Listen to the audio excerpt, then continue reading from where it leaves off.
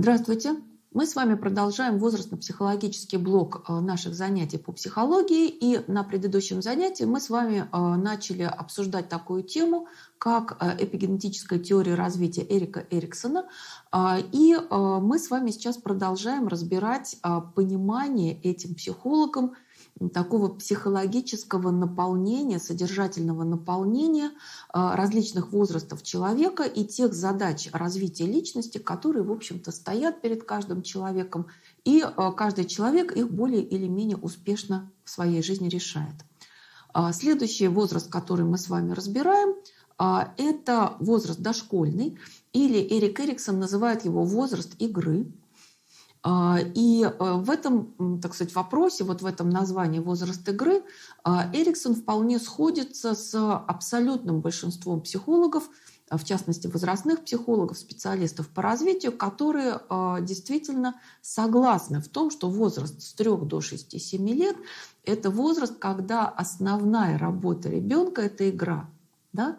И именно в игровой деятельности ребенок как бы получает максимум каких-то позитивных факторов и позитивного материала для своего развития, позитивного опыта для своего развития. Итак, вот что же, в общем-то, стоит на повестке дня, да? Какой вопрос, какая задача решается взрослеющим ребенком в дошкольном возрасте. Если на предыдущем, так сказать, этапе, да, стояла вот эта задача, а могу ли я овладеть своим телом, своими движениями, своими координациями так, чтобы справляться, так сказать, со всеми задачами, которые встречаются мне в жизни, да, со всеми этими там ложками, чашками, тарелками, ботиночками, там, да, какими-то лесенками, да, и массой прочих, так сказать, предметов, которые встречает ребенок, да. Значит, вот здесь, на этом этапе, как бы стоит вопрос у ребенка, который может звучать примерно так. А где границы моей инициативы? Да? Где границы моей самостоятельности? С одной стороны, окружение действительно ожидает от ребенка, что он будет проявлять какую-то инициативу, какую-то собственную личную активность. В частности, игра предоставляет для этого огромную, так сказать, огромный спектр возможностей. И как раз вот Эриксон говорит, что позитивный полюс, так сказать, развития вот в этом возрасте игры – это приобретение инициативности, предприимчивости. То есть ребенок в игре, ребенок в, так сказать, вот своем таком поведении, да, уже, так сказать, в значительной степени это поведение, так сказать, приобрело какую-то сложность, какую-то, так сказать, вот многоаспектность, что ли, да, уже вот тут огромное количество возможностей, и уже язык в значительной степени развит, да, уже ребенок может говорить, и ребенок может манипулировать различными игрушками, воображать, представлять себе различные ситуации, да. Здесь, конечно, у ребенка огромное количество возможностей, и ему надо как-то это все собрать в какую-то структуру, для того, чтобы была возможность, ну, как бы вот, как вот советские психологи говорят, здесь у нас определенная перекличка, да, с тем, что в это же время разрабатывалось в отечественной психологии. В общем-то, отечественные психологи говорят, что в игре ребенок в значительной степени моделирует социальные отношения, которые ему известны, да? То есть собирает их в какую-то систему, строит какую-то модель в своей игре того, что он знает об окружающем мире. И это, в общем-то, действительно становится для него инструментом интеграции его знаний об окружающем мире. Помимо того, что ребенок, конечно, в этом возрасте и активно продолжает осваивать речь, это тоже, так сказать, инструмент осмысления окружающего мира. И ребенок в этом возрасте очень активно начинает рисовать. Да? Это тоже очень важный инструмент окружающего, так сказать, моделирования и интеграции представления об окружающем мире. Но, в общем-то, центральным явлением действительно является игровая деятельность ребенка. И вот здесь действительно, да, ребенок начинает нащупывать границу, да, где граница моей инициативы, что я могу, а чего я не могу. Почему? Потому что действительно ребенок в процессе своей игры ну, он может действительно как бы превысить свои полномочия, да, ну, например, начать играть с огнем. Или просто вот как бы, да, там на кухне со всяческими там зажигалками, спичками там или еще чем-то. Или, так сказать, играть с какими-то опасными предметами, да, так сказать, не только с огнем. Или как бы вторгаться в какие-то пространства, которые, вообще-то говоря, ну, как бы не его, да. Ну, например, вот в пространство там деятельности отца или матери, да, вот в то, чтобы, так сказать, распоряжаться какими-нибудь предметами, которые принадлежат родителям и так далее, да, как-то включать их в игру, зачастую, может быть, портить эти предметы в своей игре. И, в общем-то, когда возникают такие казусы, конечно, уже, в общем-то, окружение, оно начинает обвинять ребенка, да, что ты не мог, так сказать, не имел права вот вторгаться на эту территорию, в это пространство. Тебе нельзя, так сказать, да, вот играть с какими-то опасными предметами. В частности, вот наш отечественный православный педагог Николай Евграфович Пестов, он всячески, так сказать, говорит о том, как важно ограничивать разумным образом, да, игровую деятельность ребенка для того, чтобы ребенок не начал играть с чем-нибудь опасным. И вот здесь как раз, да, вот эти два полюса, которые, значит, Эрик Эриксон обозначает в плане вот решения той задачи, которую мы уже сформулировали, то есть задачи нащупывания границ своей инициативы, ответа на вопрос, где границы, так сказать, вот моей самостоятельности, моей инициативы и, так сказать, вот что я могу, а что нет. То, в общем-то, вот здесь как раз вот эти вот два полюса, да, инициативность и чувство вины, которые возникают как раз тогда, когда, по мнению окружения, ребенок как бы превысил свои полномочия, слишком, так сказать, проявил чрезмерную инициативу и, в общем-то, действительно зачастую возможно, что нанес какой-то вред, да, вот что-то такое совершил неправильное. И здесь как раз вот закладывается, формируется, да, уже то, что при позитивном, так сказать, да, исходе из, значит, вот задач этого кризиса, да, при позитивном решении задач этого кризиса у ребенка уже формируются намерения, да, так сказать, он уже начинает понимать и планировать какие-то свои действия, уже представлять себе, да, так сказать, что можно сделать, а что нельзя сделать, и, так сказать, какие могут быть последствия у того или иного действия. И это уже, так сказать, действительно очень важное приобретение. Если же ребенок часто как бы переходит какую-то границу и звучат какие-то обвинения со стороны взрослого окружения, то, в общем-то, действительно он в значительной степени тормозит свою активность, тормозит свою инициативу. И здесь вот как раз вот очень важно, чтобы, опять же, да, родители вот увидели, а какова же, ну, как бы мера проявления вот этой инициативы ребенком, да, потому что действительно есть как бы в ряде случаев, да, такая тенденция, когда взрослые чрезмерно ограничивают инициативу ребенка, то есть их чувство опасности, оно такое чрезмерное, и здесь, конечно, это может быть, ну, некоторым действительно тормозом, да, полноценного личностного самостоятельного развития ребенка. Ну, вот, не знаю, можно, наверное, поделиться личным наблюдением. Я однажды видела мамочку, которая гуляла вот с ребенком, которому было порядка 4 лет примерно, да, вот где-то вот 3, там, 3,5-4 года, вот эта прогулочная коляска. И ребенок решил скушать банан на, так сказать, прогулке, взял его в руки. И тут я вижу, что у мамы чувство, так сказать, ужаса отражается на лице. Она хватает этот банан и начинает сама чистить его и подает его ребенку. То есть вот в данном случае, казалось бы, это странное такое поведение, да? Ребенок решил проявить инициативу, захотел покушать банан, присутствует, вот я его сам, мальчик, да, я его сам, значит, почищу, сам его употреблю. Нет, мама, так сказать, вот всячески, так сказать, проявляет свою активность для того, чтобы предоставить ребенку какую-то, так сказать, небольшую часть этой деятельности, да, и уже подать ему что-то готовое. Ну вот все-таки не вполне разумное, наверное, да, поведение вот этой мамочки. Примеров привести можно, так сказать, огромное количество. Безусловно, так сказать, вот эта семейная среда, установки семейной среды относительно воспитания ребенка играют огромную роль на этом этапе.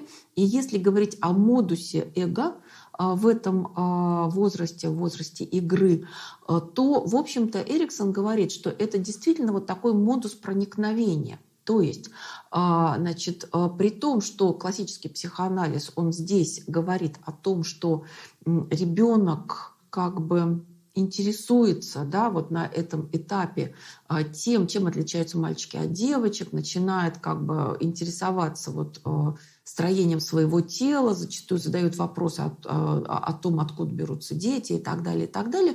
Эриксон расширяет, так сказать, спектр представлений классического психоанализа и говорит, что вообще-то здесь в этом возрасте, в социальной, так сказать, жизни ребенка имеет место огромное количество проникновений в совершенно новые пространства. Например, родители с ребенком этого возраста идут, я не знаю, в цирк, в театр, в детский, на какую-то прогулку в парк, там, в зоопарк, знакомят его, так сказать, с огромным количеством какой-то новой совершенно, да, информации, у него огромный, так сказать, новый опыт появляется, то есть он как бы проникает все в новые пространства. И это действительно вот очень важно, чтобы это было в жизни ребенка, да, чтобы он приобретал этот новый опыт. Он там еще какие-то там мультфильмы, фильмы детские смотрит, да, сказки там какие-то слушает, начинает во все это играть, так сказать, вот моделировать в этой игре. И какие-нибудь фильмы, да, и какие-нибудь мультфильмы, и сказки, которые ему рассказывают. И, безусловно, очень важно, чтобы все это в опыте ребенка было, для того, чтобы он как бы вот на этот вопрос, а как много я вообще могу сделать, а где границы моей инициативы, для того, чтобы он действительно для себя ответил на этот вопрос. Да, я, так сказать, вот что-то в жизни могу, да, вот у меня есть целый, так сказать, вот спектр возможностей, я могу из них выбирать.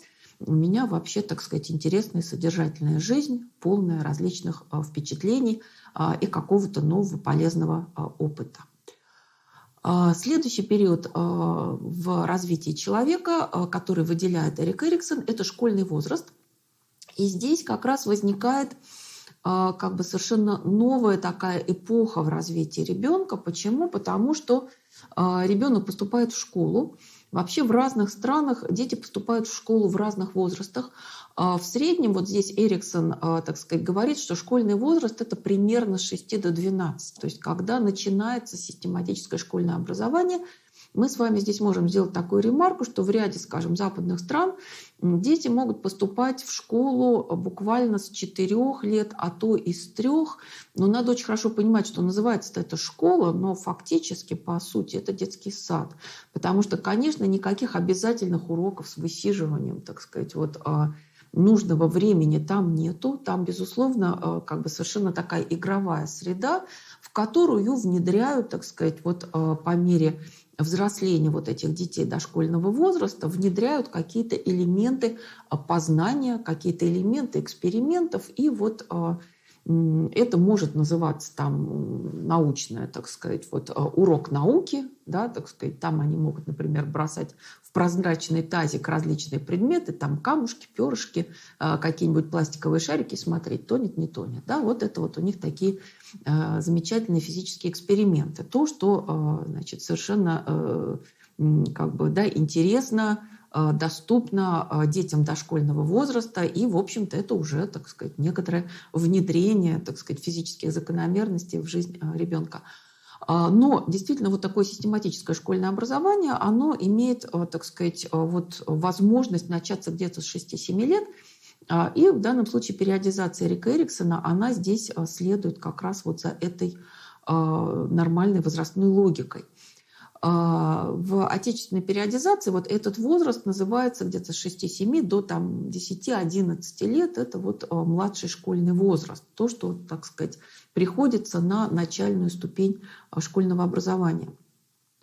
Какой вопрос здесь стоит перед ребенком? Да? И здесь уже, в общем-то, действительно имеет место вот этот социальный взрослый, который фактически вот транслирует в той или иной форме это ожидание общества по отношению к ребенку школьного возраста.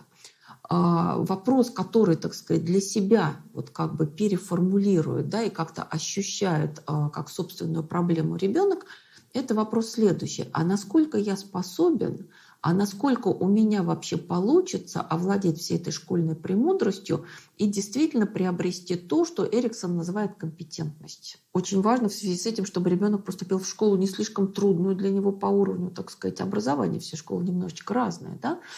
Чтобы он справлялся с той нагрузкой школьной, которую ему, так сказать, предлагают. И вот здесь как бы такой вот двусторонний процесс, да, зависит и от среды, от, так сказать, вот этой школьной среды, и от способностей самого ребенка. Но вот тот вопрос, на который, так сказать, стремится ответить ребенок уже на первых порах, так сказать, как только он поступает в школу, это вопрос о том, а способен ли я вообще овладеть вот этой школьной премудростью, получится ли у меня это, да. И здесь как раз вот позитивный полюс выхода, да, из этого кризиса, решения вот этой задачи развития, да, это формирование трудолюбия. То есть, понятное дело, что это все просто так не дается. Да, обычно среднему, так сказать, ребенку нужно все-таки прилагать определенные усилия. Вот мы с вами еще будем обсуждать строение учебной деятельности, так сказать, ее, так сказать, вот суть, да, ее особенности. И вот это то, как раз что должно сформироваться, да, в процессе, так сказать, прохождения вот этого школьного возраста. И это, безусловно, предполагает формирование трудолюбия, то есть действительно вот приложить какие-то усилия, какой-то труд для того, чтобы овладеть вот этой школьной премудростью. В позитивном варианте у ребенка формируется чувство компетентности, да, так сказать, хорошо, получается, могу, так сказать, если особенно потружусь, если постараюсь, то у меня все будет нормально. То есть вот это вот очень важный момент, очень важный шаг в развитии человеческой личности. В противоположном случае у нас формируется, так сказать, вот такое как бы чувство неполноценности. Я не способен, я не могу, у меня не получается, я там дурак или дурочка, так сказать, вот любые вот эти вот варианты, да, и возникает как бы такая некоторая инерция в овладении вот этой вот школьной премудростью, учебной деятельностью. И, безусловно, вот это вот ощущение неполноценности, оно очень негативно сказывается и здесь, в школьные, так сказать, годы, и в дальнейшем. И человек, безусловно, пытается каким-то образом, ну что ли, скомпенсировать, да, вот это чувство неполноценности. Возможно, он начинает хулиганить, возможно, он начинает прогуливать уроки, возможно, у него начинают формироваться какие-то другие защитные реакции вот на вот это вот чувство своей неполноценности, так сказать, некомпетентности в учебных вопросах. Вот как бы здесь, опять же, да, огромная роль у школы, у первого учителя, да, у, так сказать, вообще вот всей вот этой вот системы, семейной системы, да, как семья относится к учебным успехам ребенка. В общем-то, вот это действительно очень важный, очень значимый период развития человека. Значит, мы с вами вернемся еще к младшему школьному возрасту и будем там как раз говорить о строении и особенностях учебной деятельности. Следующий период, который, значит, описывает Эрик Эриксон, это период юношеский или подростковый юношеский возраст. И, в общем-то, действительно, Эрик Эриксон, он стал некоторым таким классиком, да, психологии подросткового юношеского возраста. Некоторые из его монографий просто явно и прямо, так сказать, нацелены на эту тематику. Вот, в частности, у него есть монография под названием «Юность и кризис». Да? И речь идет о том, что действительно вот та самая, так сказать, реальность, да, так сказать, вот психологическая реальность, которая является в значительной степени как бы стержнем концепции Эриксона, это идентичность, она подспудно формировалась, так сказать, на вот этих предыдущих 4 этапах: младенчество, ранний возраст, возраст игры и школьный возраст, да, то есть какие-то, так сказать, ответы, да, на вопросы о том, кто я, они уже как бы закладывались, уже заготавливались вот в результате прохождения вот этих кризисов, да, предыдущих возрастов. И здесь, в общем-то, уже во весь рост встает задача связанная с тем, что все эти, так сказать, ступеньки, да, к решению вот этой проблемы идентичности, они должны быть как-то уже обобщены в некоторую вот эту систему идентичности, хотя бы предварительную систему. И это как раз становится задачей, важной задачей, которую призван решить человек в подростково-юношеском возрасте. Диапазон возрастной этого периода, по мнению Эрика Эриксона, с 12 до 20 лет. И в общем-то, вот наполненность этого периода, она следующая. Значит, для человека встает во весь рост действительно вопрос, кто же я такой, да? И стоит задача формирования некоторой гармоничной я-концепции, то есть гармоничной системы представлений о самом себе. И вот в процессе, да, ответа на этот вопрос, кто же я есть, да, кто я такой, в общем-то, человек начинает как бы отвечать одновременно на целый спектр вопросов. Да? И формирование идентичности личности, оно идет по нескольким направлениям, которые в идеале должны дать некоторую такую общую структуру, которая уже поможет человеку двигаться дальше во взрослость. Какие же вот эти вот части этого, так сказать, кризиса идентичности, вот Эриксон именно называет его, да, кризис идентичности, какие части можно выделить? Эриксон здесь выделяет следующие, так сказать, аспекты важные. Да? Во-первых, это то, что связано с ролевой идентичностью, с ролями.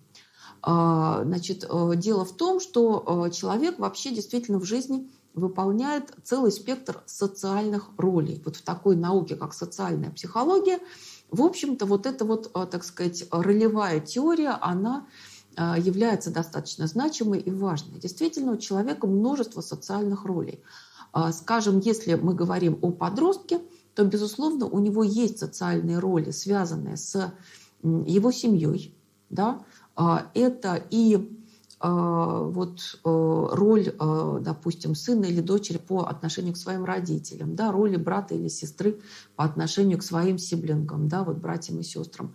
Это роли, как бы связанные с ролью ученика в школе, да, соученика своих одноклассников.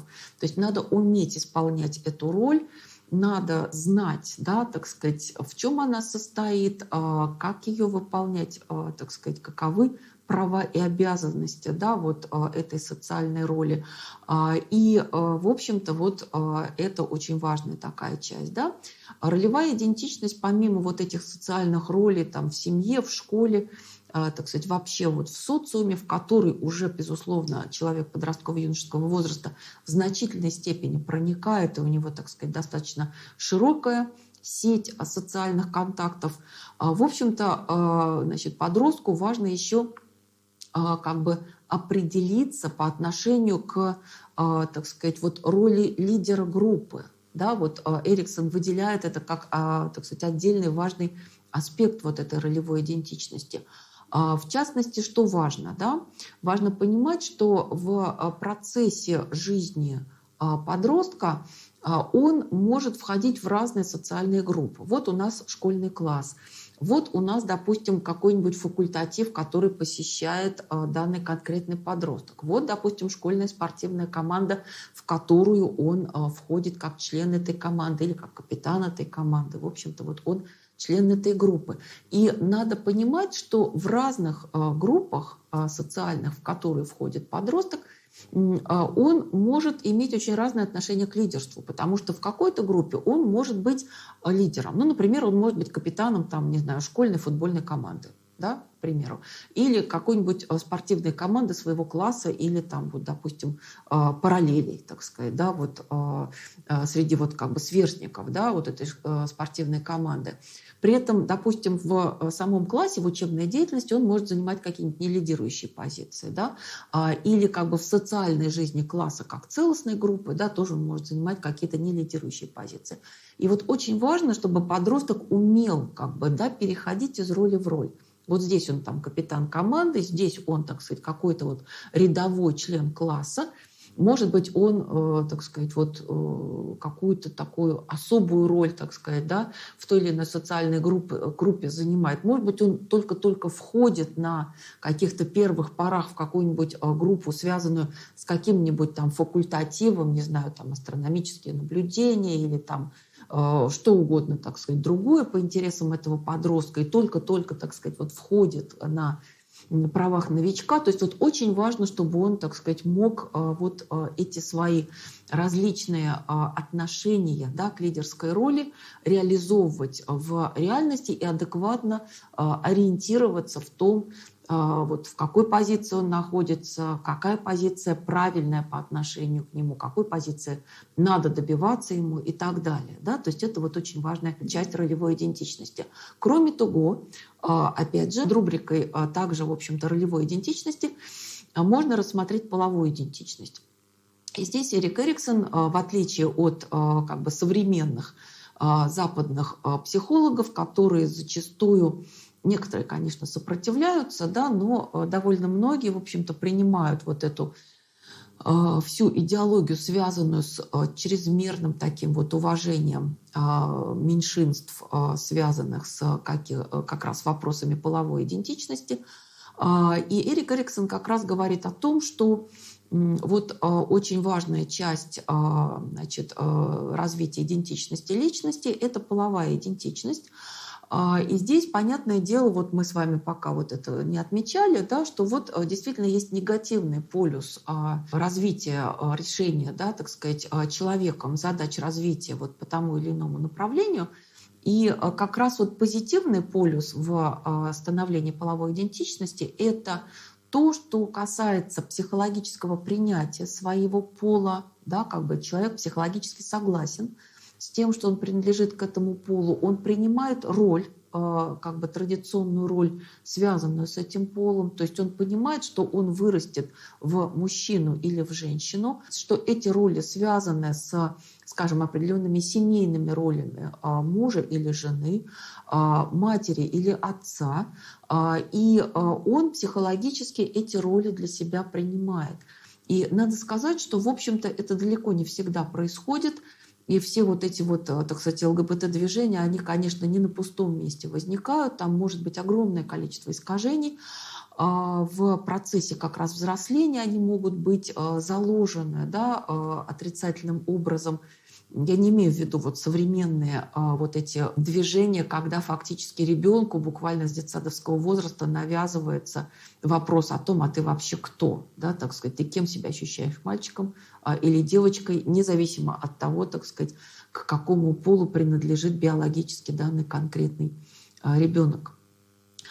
То есть вот Эрик Эриксон как раз говорит о том, что вот эта вот половая идентичность очень важная часть формирования системы идентичности личности. И здесь может быть действительно диффузия половых ролей и психологическое несогласие со своим полом, и, так сказать, несогласие с той половой ролью, так сказать, да, традиционной половой ролью, которая подразумевается при этом, да, то есть вот с тем, что дальше я буду мужем или женой, мамой или папой, да, вот это, безусловно, все то, что Эриксон относит к негативному полюсу развития по направлению вот этой половой идентичности. Кроме вот этих ролевых моментов, очень важными аспектами личностного развития, развития идентичности в подростково-юношеском возрасте является то, что связано с так называемой идеологической идентичностью, то, что он называет кредо, и то, что, в общем-то, включает в себя, по мнению Эрика Эриксона, вот отношение к вообще идеологии общества, то есть понимание того, вообще какие политические движения имеют место в обществе, какие политические партии, какая у меня вот в целом, так сказать, в первом приближении все-таки ориентация, да, если взять, допустим, Америку, да, то там, скажем, вот эти вот, допустим, там демократы, республиканцы, да, вот кто я вообще по своей направленности, может, я анархист, может, я там вообще-то хотел бы, так сказать, вот становиться монархистом там и так далее, да, то есть это вот комплекс представлений такого идеологического и политического плана. И кроме того, вот в это кредо у Эриксона входит и религиозная идентичность, которая как раз становится важной, актуальной для, значит, вот, размышлений вот в этом вот подростково-юношеском возрасте. То есть человек действительно задает себе вопросы о Боге, о мире, о жизни и смерти, о вере религиозной, да, или об атеизме, и каким-то образом, хотя бы в первом приближении, отвечает для себя на эти вопросы. И вот, кстати, мы еще будем к этому, наверное, возвращаться, да. Большинство священников отмечают, что именно в подростково-юношеском возрасте имеет место тенденция к тому, чтобы подростки как бы дистанцировались от церкви. Да?